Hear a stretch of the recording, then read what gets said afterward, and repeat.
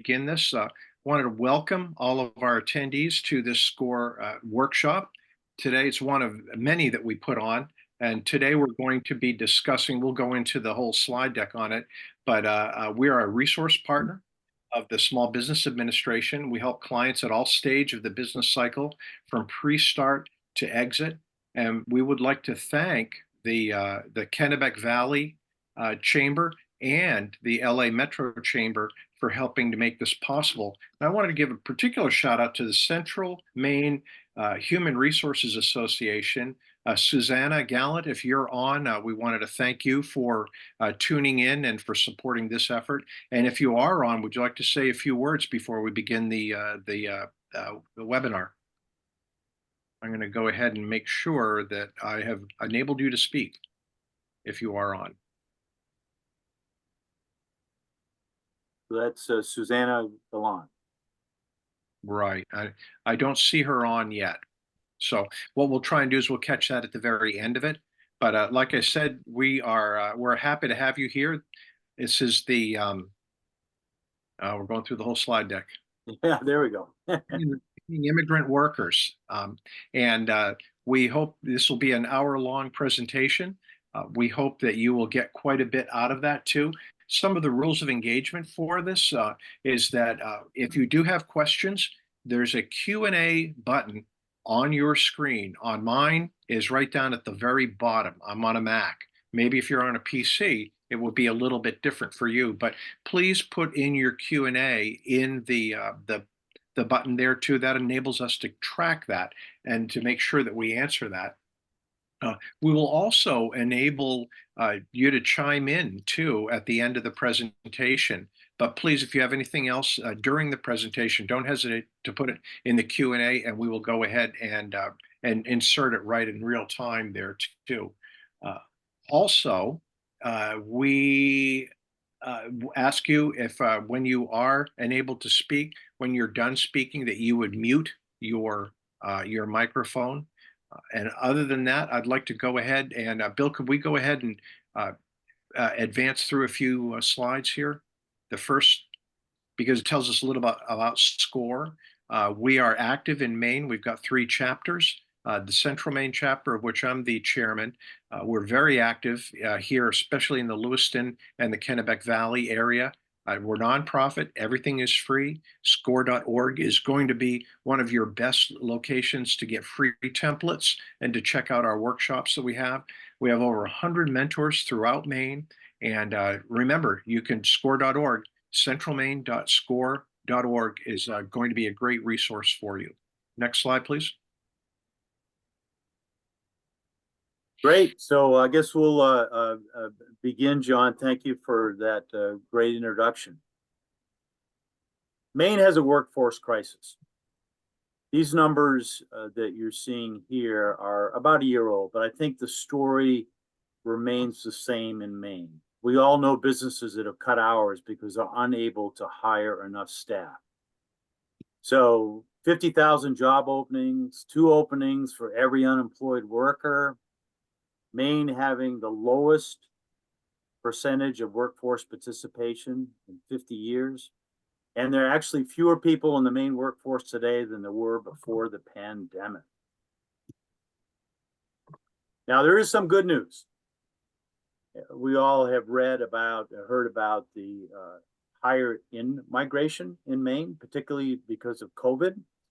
And that's a positive step for our state. And actually, the average age for a Mainer has dipped a bit. Again, that's good news as well. However, we continue to lag behind other states in birth rates. We have less migration and refugee resettlement. And the average age of a Mainer remains the highest in the USA. Now, in updating these slides, I found this this week, which I thought was interesting. This shows racial diversity across the United States. And you can see Maine has the lowest at 18.5%, Hawaii the greatest at 76%. The way the Census Bureau computes diversity is they measure the probability that any 2 people picked at random will come from different ethnic groups. Just an interesting way of looking at this. Now, one might surmise that, well, Maine's got less of an issue in hiring and retaining immigrant workers. I would counter just the opposite, that this is showing that Maine has the greatest potential in the growth of racial diversity. And we're going to see some figures in just a second. And if you look at the southern states, you know, California, Texas, Florida, those percentages tend to be much higher. But this is a wave that's coming north through our country. And in regard to Maine specifically, Abdikadir, you've got some information there. Hi, everyone. As you can see, some numbers here, 4% of Mainers are immigrant in comparison of 12% in New England and 13% in the US. 7% of Mainers are native-born American with at least one parent who are from immigrant parent. The above rates are also perhaps doubled in Androscoggin area, Androscoggin and the Cumberland counties, which a lot of immigrants ended up resettling those two big counties. And it continues to grow to a lot of people moving from other states to Maine and ending up Androscoggin and Cumberland area. And now even York County, there's some number, we don't have the exact numbers, but York County is also another area that a lot of immigrants are settling. And Abdikadir, I think there is some confusion from time to time on terms, so maybe you can go over some of this. Yes, a lot of people get a little bit confused with immigrants. Like overall, there's an immigrant, but there's a categories or there's a status that defines who are immigrants, who are refugees, who are asylum, who are migrant. So immigrant is someone who makes a conscious decision to leave his or her own country to move to foreign country with intention of settling. So for refugees, someone who may come here from another country, they may leave their own country, but lived in a neighboring country as a refugee, then ending up coming to US as an immigrant or as a refugee status. Where there's asylum, also come here, not coming with the status as a refugee or may not have a document to work or join the workforce right away, but there's a pathway for them to become or have the status to work and also become a permanent resident. So a lot of those asylum seekers have come with potentials. They are skilled people. They once they have their work permit ready, they are ready to be joining the workforce. Where the refugees, they will come their own documents right away. They can work the time that they come to the country. The other one is the migrant, who is someone moving from another place to from one place to another with his or her own across the border and coming. This usually are people who may come here as a seasonal job or work. And what about some of the legal things, Abdikadir, in terms of hiring somebody? Folks, wait a minute here. Oh, I guess I think our slides got a little mixed up here. We'll come back to the legal thing in a second, but we view immigrants as part of the solution to Maine's workforce problem. Population is growing. Increasingly, this is a highly educated workforce and often has higher graduation rates than are non-immigrants. And another key thing is that they tend to be more loyal to employers than non-immigrant workers. And Abdikadir, how about some other benefits? Yeah, some of the benefits that immigrants brings, they bring unique skills and perspectives to the workforce. They also bring diverse cultural background, language, experience to contribute to the rich and a dynamic work environment. We have some corporates or small businesses that have good stories, like hiring immigrants, such as LL Bean, Bates College, Harasikerin, Maine Med, and few others.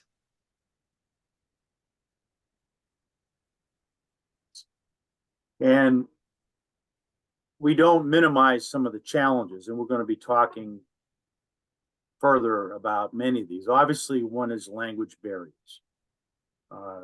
Immigrants who do not speak English at all or do not speak it well are going to be more limiting in perhaps what they can do initially. But one of the things we want to point out, and there have been more than one company in the LA area that have partnered with local adult ed programs to develop a language program just for their needs in their workforce. Obviously, there are major cultural differences at times, and we're going to go through that in just a little bit. We're also going to talk about some of the document issues with immigrants. And one of the key things, particularly given the high percentage of immigrants that are Muslim, is being able to accommodate prayer schedules. And one of the things I just want to mention is the dedication that many of our Muslim immigrants have to their religion. It's the same dedication they'll have to their employers. So, Abdikadir, why don't you go over some of the marketing possibilities to the immigrant community? Yes. So this is also a place where you can look or connect hiring immigrants. Maybe going to one of your local chamber of commerce. Maine Career Centers is also another area that you can recruit immigrants. Social media is a big one as well, like such as Facebook, WhatsApp groups. Many immigrants also use that social media platform. There's also other local immigrants-led organizations such as Maine Immigrant Rights Coalition, based in Portland, but service across Maine, statewide. There's a Maine Multicultural Center and Greater Portland Migrant Welcome Center. You can also connect these three resettlement agencies in Maine. Maine Immigrant and Refugee Services, based in Lewiston, Jewish Community Alliance, based in Portland, Brunswick. They place people, but they based in Portland, but they place people in Brunswick area, Portland area, and Lewiston lately. There's also Maine Catholic Charities in Maine, in Portland, Lewiston, Bangor, and Augusta area that they place new Mainers. And this is also another new office that is going to be established at the governor's office. This is also it's still in early stage, but it's something that to be stayed on. So now we're going to get to some of the legal requirements that I referred to earlier. So, Abdikadir, what can you share with us here? A lot of employers kind of get confused. Like I know I briefly talked about the asylum, the refugees, and migrant, but many of them will have either work permit, which means that they're able to work. Often it's called EADs, or Employment Authorization Document. And some may come as a refugee, may not have that card, but they are still eligible to be employed. So this is a tool that employers can verify whether that individual is authorized to work in the US. So some of the documents that can be, we will explain like the documents that is required, such as social and ID or license, whatever. If they don't have a passport, a lot of them may say, okay, we need a passport, or maybe we need workers, EADs, which they may not have right away, but they're still eligible to be employed or work in the US. So this will be a tool that will help every employer to verify their eligibility, and it's easy way to verify, and it won't take that much process or long. Abdikadir, you were involved, I believe, in the resettlement of a number of Afghani refugees in the Lewiston area. What maybe you could just share an experience or two in terms of their eligibility and getting employment. Yes, they come as a paroled, which means not officially like as a refugee pathway or asylum, but they come with the employment card authorization, the employment authorization card or document to be working or joining the workforce right away. So now it's changing their pathway. Some of them are already applied their asylum, and then they become asylees. Some of them were SIVs, which means they were allies with the US when they were in their own country. So they also eligible to apply for a green card, permanent resident card. So from there, a lot of them has worked or already working now are successfulully integrated into the community. And there's also other refugees that are coming, refugee pathways. So after the Afghan has stopped coming, there may be still family reunification that's still happening. But for those who were fortunate to come here, are able to bring their own family who they left behind to join them here. That may come at different pathway, but those are the pathways like coming here as parole, then applying for asylum, then becoming a US resident. Good. We're now going to go over some things that employers should consider in hiring immigrants. And this includes a review of some of the cultural differences, just to make everyone more aware of those differences and how they can impact prospective employees. And some of these differences may at least have you reflect on possible changes in your hiring, training, workshop, workplace protocols. So let's begin by just sharing a couple of terms that help shape who we are, how we work, what we bring to the work environment. So values are the standards of behavior set by one's culture. And we're going to talk more about the values that we have in the traditional Anglo-American culture. But those values might be different than someone who's from another country or another religion. And we're also going to talk about beliefs, which are the convictions that people hold to be true and how they shape who we are. So let's take a look at, and this is a generalization, recognize that up front, but these are pretty typical Anglo-American values and beliefs. So on the left is the value, and then on the right is the belief that comes from that value. So in America, traditionally, we value individualism and privacy. And what is the belief that's part of that is I come first. Likewise, we put great value on time. Time is money is an old expression in the United States for sure. And what's the belief that comes from that? In part, it's important to be and to start on time. We also, looking at values, value informality. And concurrent with that is the belief that position doesn't matter, that no matter where you are in the company, you ought to be able to speak your mind. We also have the value of self-help. Pull yourself up from the bootstraps, in the belief that we make our own way in life. Likewise, the value of competition and efficiency. We've all heard that expression, best man wins. And concurrent with that is don't waste time. We also place a great value on directness, openness. And, with that is we often like to get right to the point. So let's contrast some of these values. Abdikadir? Yes, thank you.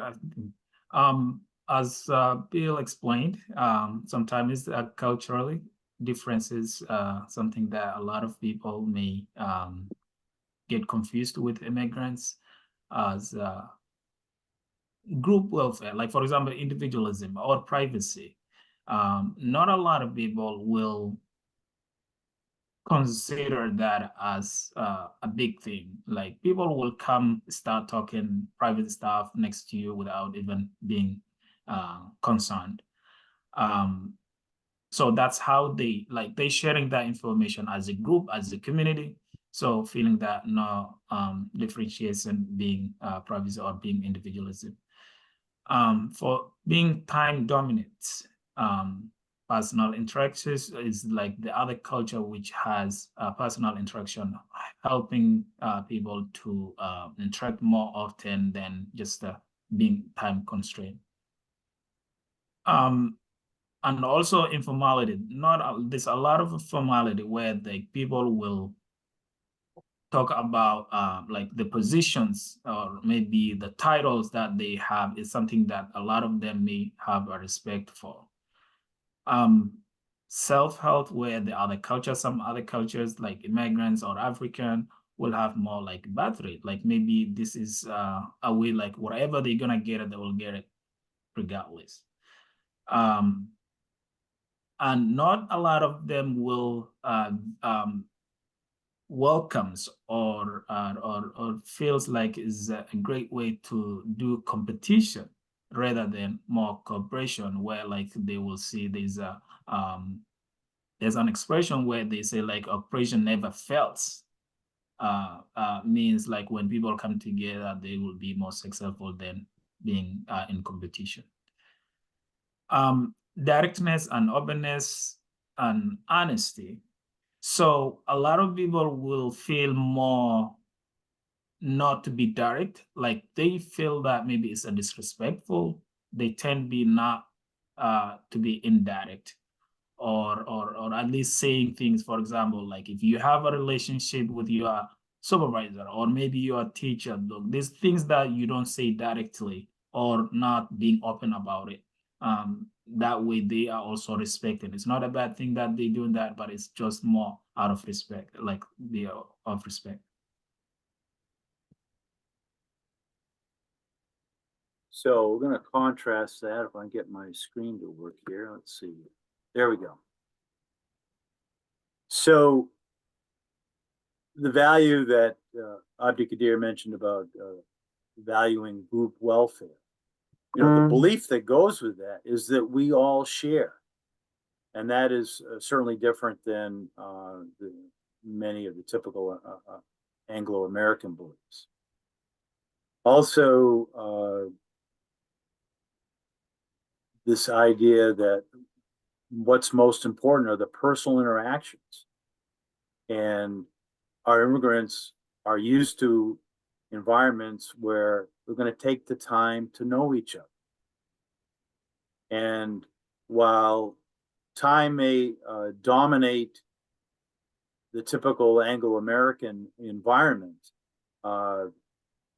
many of these refugees come from places where if you're going to meet someone tomorrow, well, it can occur anytime during the day, not necessarily at 10 o'clock. I don't know if you have some experience with that, Abdikadir, that you might like to share. Yeah, I think a lot of time, like where titles, like when people, like for example, I've often been calling Mr. Webster, and he was keep telling me that, oh, Abdi, we just colleagues. You can call me Bill, my first name. So, and in my culture, it's like once you have that person in high titles or positions, that's what you respect all the time, no matter what capacity you are holding. So it's just a part of a respect. Also, eye contact is also another one that good lot point. of them, yeah, a lot of them may not want to make eye contact with the other person because of respect.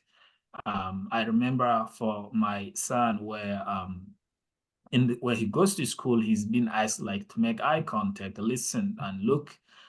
Where when he comes home, we tell them like him looking, making an eye direct contact, we feel like he's being disrespect to us as a parent. And one day he was like, I was talking to him and he was looking me straight on the eye, and I just tell him, why are you looking at me like that? And and it's just like a lot of the kids and or some people like feel like I think for the kids they kind of feel like lost in between, but a lot of people may not, even as a grown up, like may not make eye contact. Yeah, I think that's a real important distinction to make, Abdikadir, in that we are, as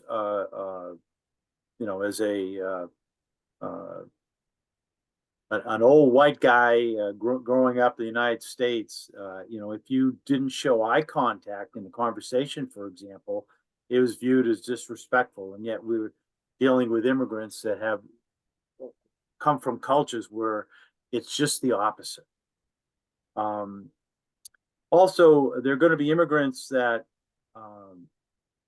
based upon perhaps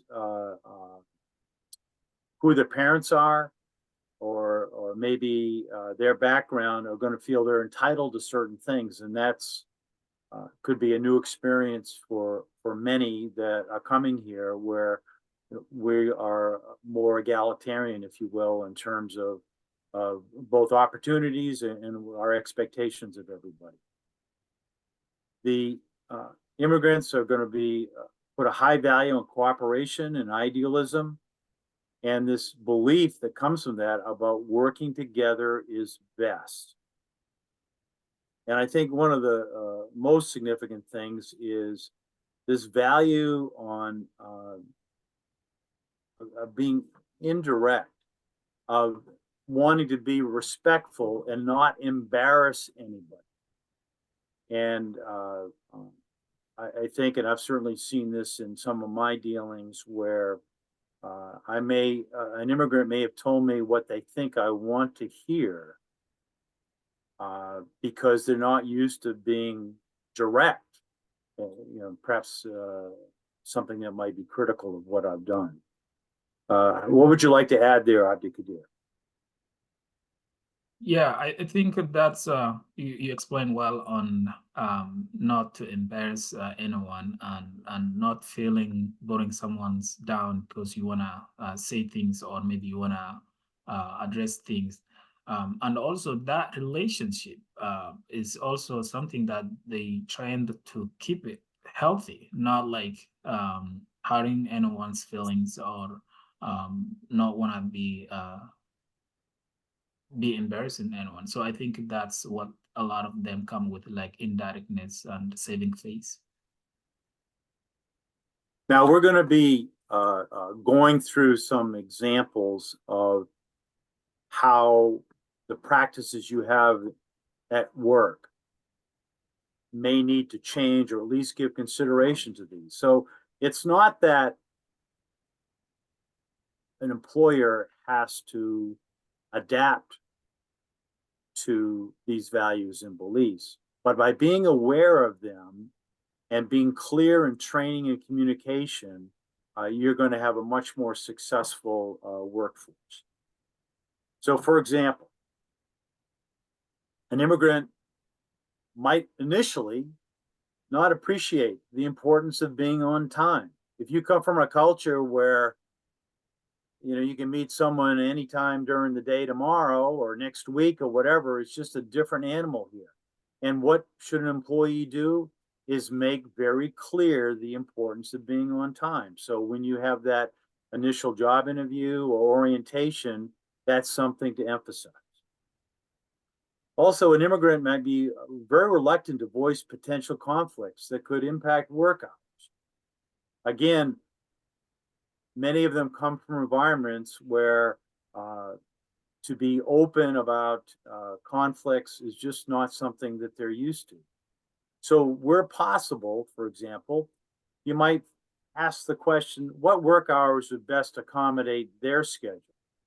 So that would at least you would give you the opportunity to hear what works best for them and see how that might adapt to what you're offering. Likewise, an immigrant may come to an interview with clothing or dress that is just not going to be appropriate for your work environment because of safety issues or other issues. And again, all will benefit if the employer is very clear about what the expectations are for dress in the workforce, whether it's dealing with safety issues or other. What would you like to add to anything here, Abdikadir? Yeah, I think a lot of them, especially when they're new to the country, they may not have reliable transportation, or they may rely other employees who they may work at the same time.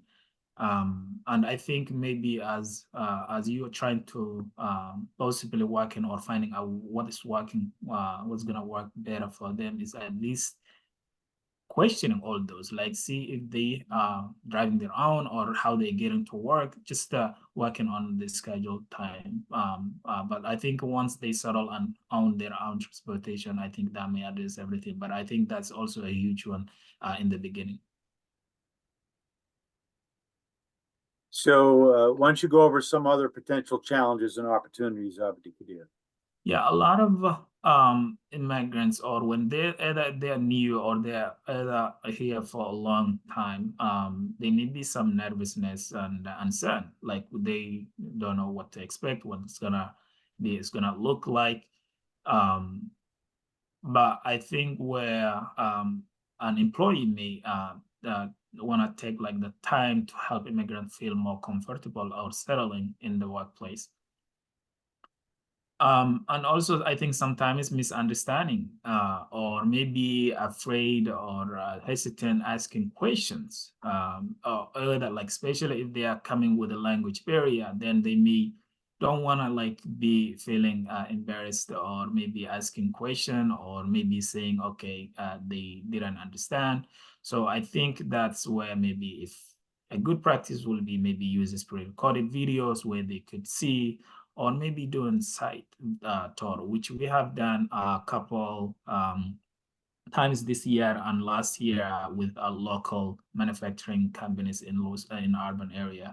So I think that will be also at something that employees can do, like having tour in their facility.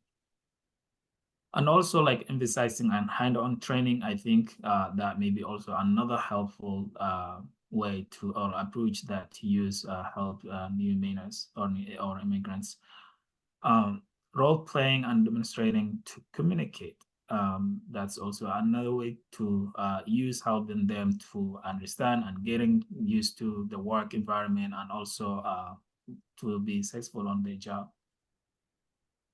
Yeah, I can just mention an experience here. Sure.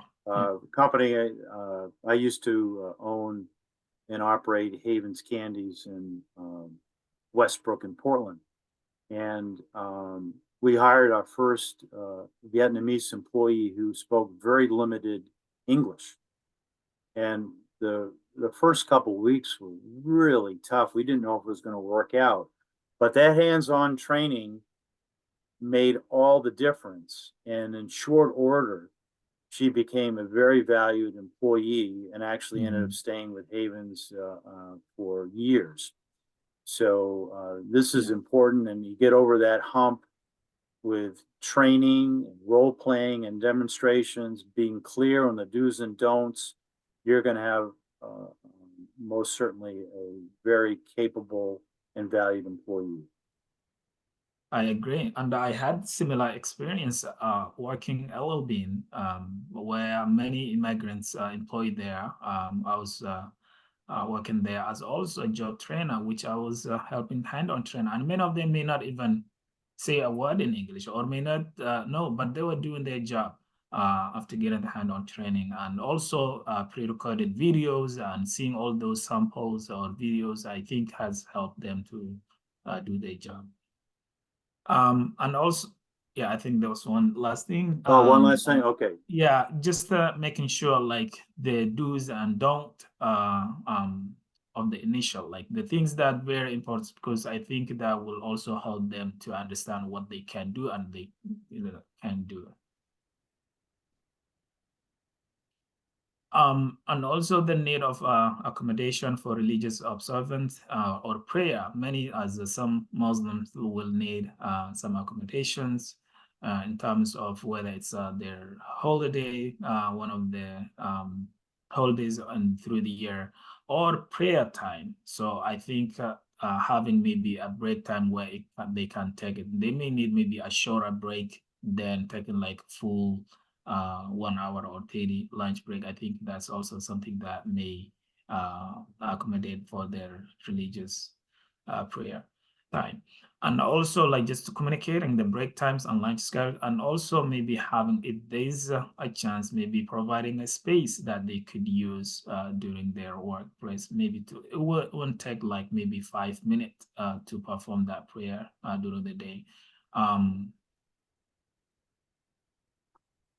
So Abdikadir, we don't have it listed here, but I have read, and maybe you could just describe a little bit about some of the personal hygiene issues that related to religious beliefs. Washing feet, I believe, is one of them. Yeah, It can yeah. be. Yes, for Muslims, in order to perform their prayer, they have to wash their hands, face, feet, in order for them to perform the prayer. So that's one thing that many may come like prepared from home, but it's hard if they use once the bathroom, or if they touch opposite gender, that means they may have to wash again. So a lot of them may use the bathroom, or they maybe wait for safety concern. I think that's also something need to be cleared, or with the employer to understand like safety concerns, and also the need of having a place where they could wash. Very good. So before I turn it over to John, our able facilitator, I just wanted to introduce the Q&A thing with this. Abdikadir and I have just touched the surface on so much of this. And there probably are a number of you in the audience that have both success stories and less successful stories that would be great to share. So John, I'll turn it over to you, and we'll see where our discussion goes. All right. I just like to, before we get going, I wanted to make sure that Susanna Gallant, who is chief of our Central Maine HR Association, I wanted to give a shout out to you, Susanna. Would you like to input anything here before we turn it over to the general Q&A? Hi, John. Yeah, I just wanted to say thank you to everyone. This has been a really great presentation, some wonderful information. We have found some of our best hires have come through these types of channels. So again, thank you. And thank you for everyone who decided to join us today. We're hoping that this was helpful. Great, thanks, Susanna, and thank you for partnering with us on this. It's very important, and I'm in the middle of allowing everybody to talk. I wish that there was one single button that would enable every participant to jump in. But if you'd like to go ahead and talk, those who I have so far allowed to talk, please go ahead and join us, please. If you have any questions, anything like that. This is Arlene Boyd. Hi, Arlene. Hi.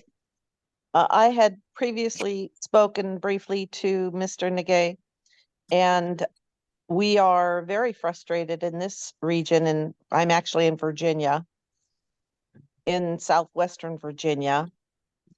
And in regards to transportation, I'm wondering if you have any ideas that we might offer or share with potential employees, because we don't have public transportation running anywhere near us.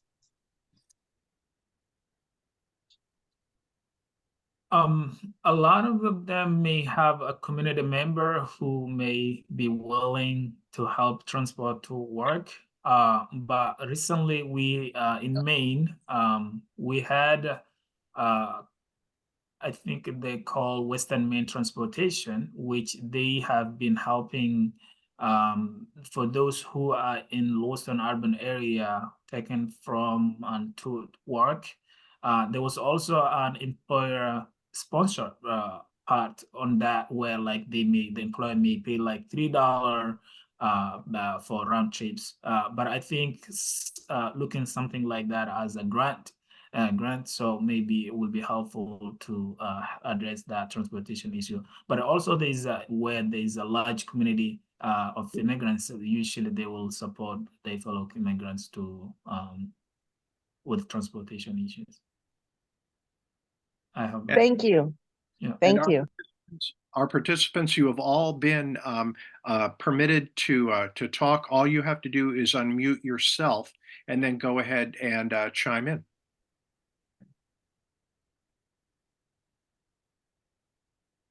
Someone must have a good story, or maybe a bad story that would be a good conversation. This is Stephanie Trey-Skill from Intwork. Can you hear me okay? Yep, sure can, Stephanie. This is a wonderful presentation. It's really great to hear everything today, and it's such a great population to recruit from. I run Intwork, which is a diversity recruiting company that specializes in matching Maine employers with diverse candidates. Over 75% of those we've placed are immigrants. And oftentimes in professional level roles. For instance, Maine Development Foundation's new chief financial officer is someone we placed in that role, and he's originally from Burundi.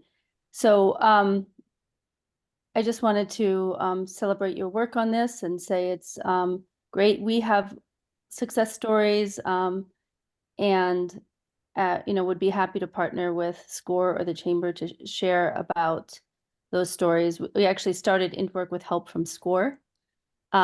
So just, it's great to see SCORE's continue work on this, and both you, Bill, and Abdikadir, your perspective is just very valuable. But if you're ever looking for a specific type of success story, that we could really do some good partnership to profile those and help employers see with their own eyes what is possible. Great, Stephanie. It's great to have a person and an outfit like you on board with this effort. Thank you. And once you've completed speaking, if you just go ahead and go back and put your audio on mute. I hesitate to say mute yourself. It just doesn't sound very good. Tom Law has his hand up, John. Okay, go right ahead. Unmute. Please.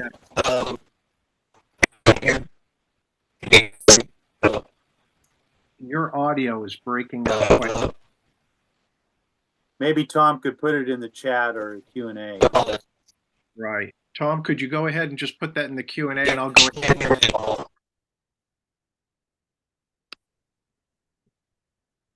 Just standing by right now.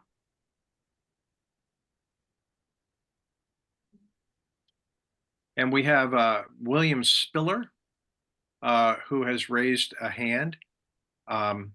William, go ahead. You should be permitted to speak if you just wanted to unmute yourself. And Tom Law, you are permitted to speak. I just noticed that you were not on the permission.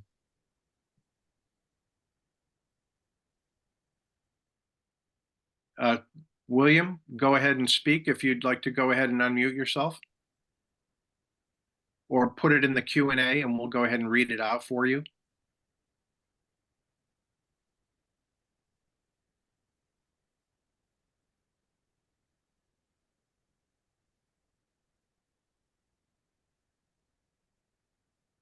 We're just waiting for people to go ahead and put that in. just to let people know too, is that those of you who have registered for this presentation, whether you've attended or not, we intend to send you the entire recorded presentation along with the slide deck. That'll be ready in a day or two, and we'll send it right directly to the email that you provided for your registration. We also have a SCORE Maine YouTube channel where we actually post all of our online workshops, and it might be good for you to go through and see if there's anything else that you are interested in. We also have some upcoming workshops that you may be interested in as well.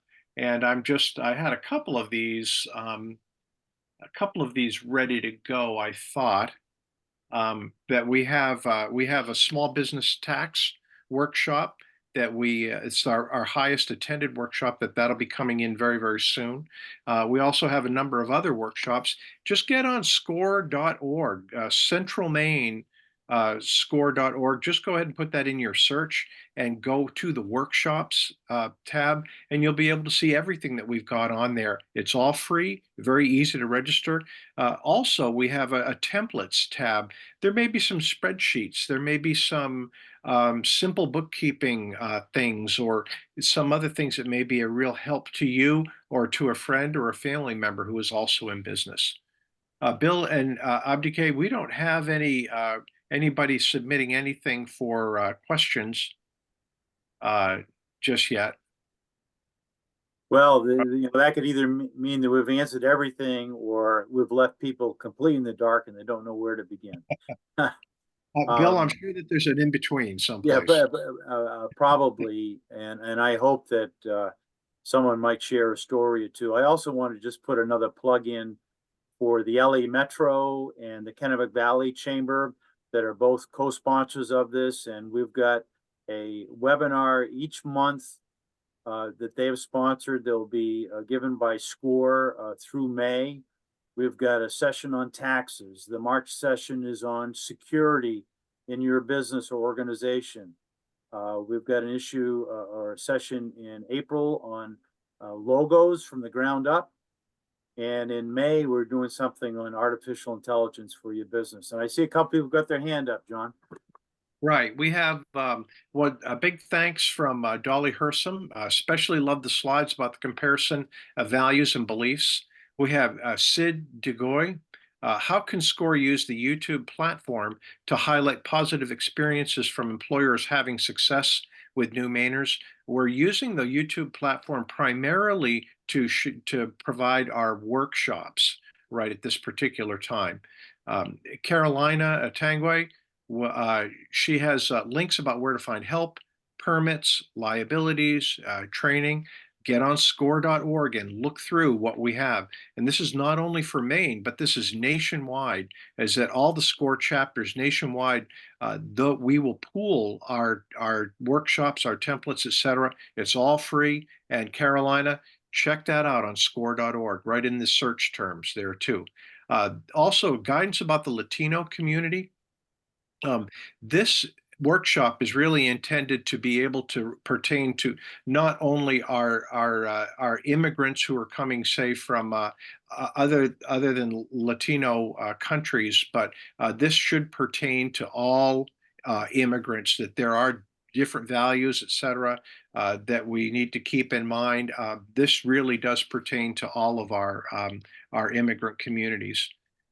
Also, Stephanie Trice-Gill. Stephanie asks employers who happen to be on the call, what's your biggest category of workers that's your biggest challenge now for hiring? If you would just go ahead and put that in the Q&A, I'll go ahead and I'll read that out.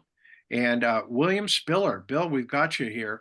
We have used Hispanic workers in the past. You haven't mentioned what their needs might be, and if you are including them in your program. We're including all immigrants, William, in our program.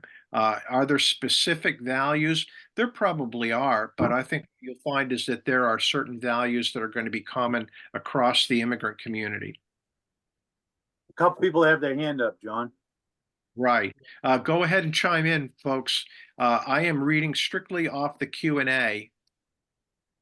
So how about Fatuma Hassan? Hi, hi, Bill. Hi, Abdikadir. My name is Fatuma Hassan, and I do work here at Lewiston Public Schools as assistant HR director. I, by myself, I'm a successful story. I am immigrant, came here to United States back in 2018 from Djibouti originally. So one of the benefits that I would like, and I know currently in our community, the only organization that I'm aware of that do this is FAME, or Financial Maine Authority, is the degree evaluation.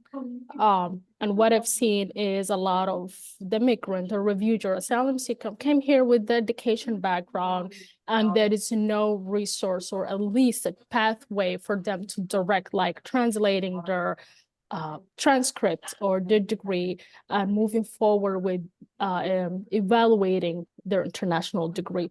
So I will hope that we could put something, or at least provide an information with what agency could guide them through that process, because it could be quite a convoluted process.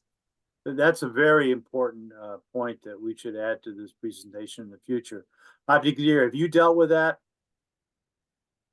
I think that is kind of like long overdue. I think Stephanie, who's also on the call, may have experienced helping those people evaluate their degrees or credentials. But I think also the new office that's going to be at the governor's office is something that is on their agenda. It's one of their biggest one, that evaluating foreign credentials, degrees, to help that translated into U.S. system, education system. Yeah, but I think that has been a big challenge for our community. Not a lot of people have been had success of evaluating their credentials from foreign credentials to the U.S. system. But I think we're very helpful with the new office that is going to be at the governor's office will address that issue. Very good. And we've got someone else with a hand up. Is it Mahir? Hi Go there. ahead. Good to meet you. My name is Mahir Hassanov. I work for the Maine Department of Labor, Bureau of Employment Services. I am the Career Center, and some of my job dedicated working close with new Mainers. And Abdulkadir, we met before. You guys do wonderful work at Mayors. Before I started, can I throw a couple of resources for Fatuma about the evaluation, degree evaluation? Certainly. So Fatuma, my first will be FAME has grant for evaluation. If you're from different country, you have a degree, FAME can help you with that. Second one will be WES.org. They are located in New York, and if you're from Syria, Afghanistan, Ukraine, you're coming from war zone, for example, and you come into the United States, you have a degree, they will do it free. And even though you don't have bachelor diploma with you, you can say, I lost my diploma. So they have access, they can go back and they can find your diploma. There is, I don't know how they do it, to be honest, but they have good resources. Also FedCap, they can help you with evaluation as well. So my question is basically, we talked about like the challenges, and specifically I'm talking about the challenges with employers, and language challenges is the biggest one you guys mentioned. And Abdulkadir, I know Catholic Churches has grand in-house language classes for employers. So they have stuff, they can go to the employer and they can help with, like, if they have like a 10, for example, like a new Mainers and they need help with language, they can help. What about mayors? Do you guys have like resources for employers specifically who are struggling with the language barriers, basically? I've been getting a lot of emails from employers with them. They hire new Mainers, they have challenges. Language is the top #1. And we'd love to help them. I don't know, to be honest, in Lewiston, Auburn area, what we can offer them. So can you please help us? Yeah, I'll start by mentioning the adult ed programs. Lewiston Auburn Adult Ed has done an awful lot with new Mainers and language classes, and they've also worked with employers. So that's one resource. Bill, is it in-house language, or it's just you have to go into, because adult has also have a waiting list for beginner language classes. So there is a root cellar. I know the root cellar, they do not in-house language classes for employers, but they have language classes. Also, Lewiston Public Library, second floor, they have computers and they help with language as well. And I think there's a chamber. I have to look up for a couple of resources, but neither of them, I think, in-house language classes for employers. Yeah, I think a lot of community-based organizations in Lewiston urban area are willing to support immigrants to facilitate, to offer interpreting services as needed, as well as if there's a training or workshop or rotation that's happening, they are willing. I think like Immigrant Resources Center, MIRS, there's a lot of immigrants that I don't have on top of my head, but I think connecting to one of those community-led organizations who are working with the immigrants will be maybe willing to assist in the interpreting. Also, I think in-house classes is something that many employees are looking into it, like Bates is doing that in-house. Language classes, and as I remember, LLB used to do that during my time there.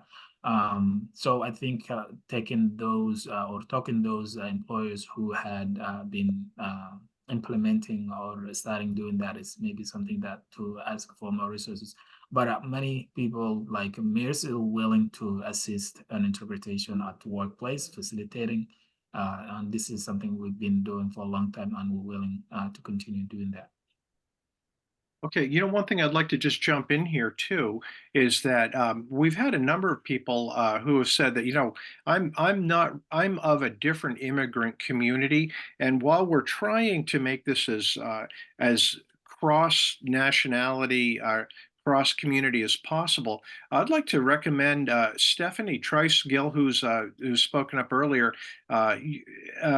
She may be a good resource for you to connect with other communities, immigrant communities, and if you can see that in Q&A, you can pull up her email and her work number as well to get in touch with her. Stephanie, I hope that I'm not volunteering you unduly or unjustly. That's fine, John. Thank you for, I'm happy to reach out and happy to be a resource on any of these topics. Actually, Intwork is starting a nonprofit called Intwork Credentialing Connections that is working to help streamline the process for people to have an easier one-stop shopping experience for credential evaluation, language assessment, and things like that, because right now it is very hard. People have to hop around a lot, and a lot of people get missing and slip through the cracks. Great, great. And hopefully that's helpful to all of the people here. Dolly Hersom has her hand up. Thank you for your patience, Dolly. Go ahead and speak up if you'd like to. Can you hear me okay? Yep. Great. So I wanted to provide a comment to talk about the diploma and transcripts evaluation and credentialing. I work at House of Languages, which is language services company in Portland. So we provide translation of various documents, including diplomas and translations. And we work closely with New Mainers Resource Center and other organizations involved in helping people to obtain professions which they had maybe back home. So it's a two-step process. Credentialing, the evaluation of the degrees is usually done in specific organizations we are outside of Maine. But in order to get the evaluation, you need to provide a translation, although some of those places provide translation as well. So if need be, you know, we can be a resource about translating those documents. Great. And Jonathan Simpson, just to dovetail with that, Jonathan Simpson wanted to mention to everybody that the free part of ChatGPT at openai.com is an excellent resource for translation where Google Translate often falls short. And also, William Spiller, I think this is in response to Stephanie's question about employers. What are you looking for? Who are you looking for? What has been your experience? William is an agricultural employer and looking into this labor pool to help out with the dearth of ag workers in Maine.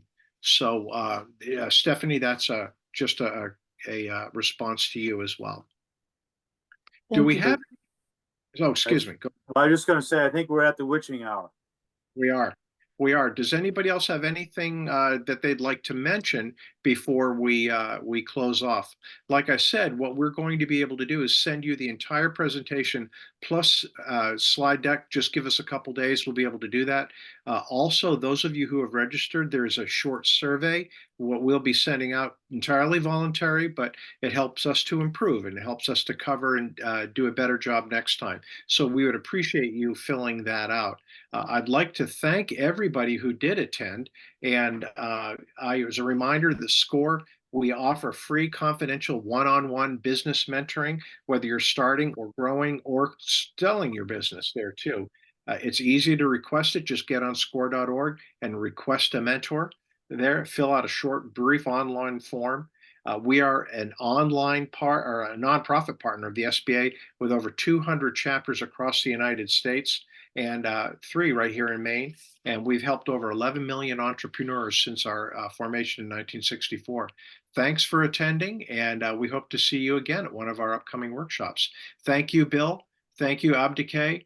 Thank you, LA Metro Chamber, and thank you, Kennebec Valley, and a special thanks to our Central Maine HR Association. Susanna, really appreciate working with you. Okay, we're all out here and hope you have a great day. Thank you, John.